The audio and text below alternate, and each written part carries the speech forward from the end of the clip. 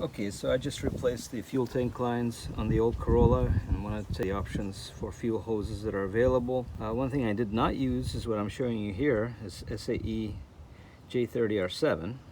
This is not because it's not for fuel injection, it is a carbureted car.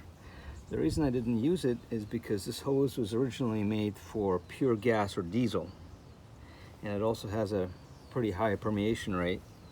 So at this juncture, where pretty much all gasolines contain ethanol, the R7 hose is not the best option. It begins to crack and deteriorate relatively quickly because of the nitrile liner. So that's pretty much a no-no, especially for hose that is kind of out of sight, out of mind, under the car where the gas tank is that you don't check.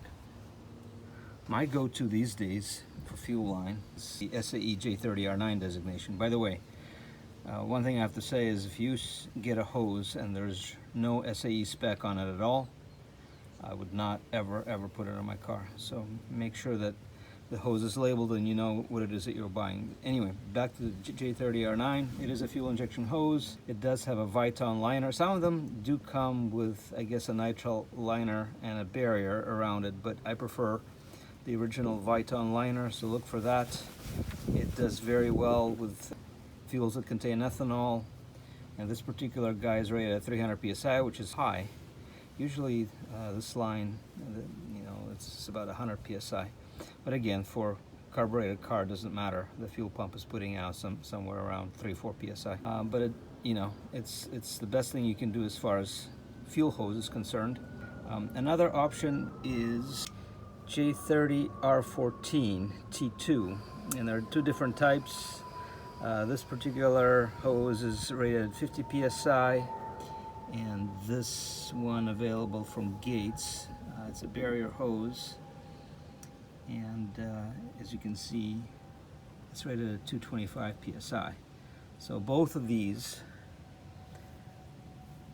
are J30R14 T2, and you have to check the pressure ratings. Generally speaking, T2 is 50 psi. This Gates hose is rated at 225.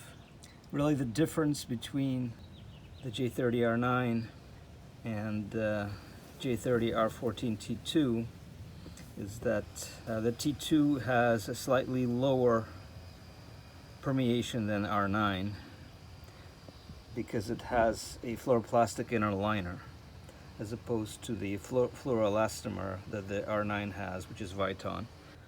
But J30R14T2 does do quite well with ethanol fuels. Can also work as vapor hose. So if you have fuel vapor, such as going from the fuel tank to the charcoal canister, as you can see right here, there's another length of vapor hose. So J30R14T2 is a good choice. There's also J30R14T1, which is similar to T2. T1 is always pretty much a 50 psi hose, but it has a slightly higher permeation rate. Speaking of permeation rate, so the Gates hose, let me see if I can find it. Yes, right here. So the permeation rate of this hose says that it's less than 50 grams per meter squared of ID, right, of inside area per day. So that's really low.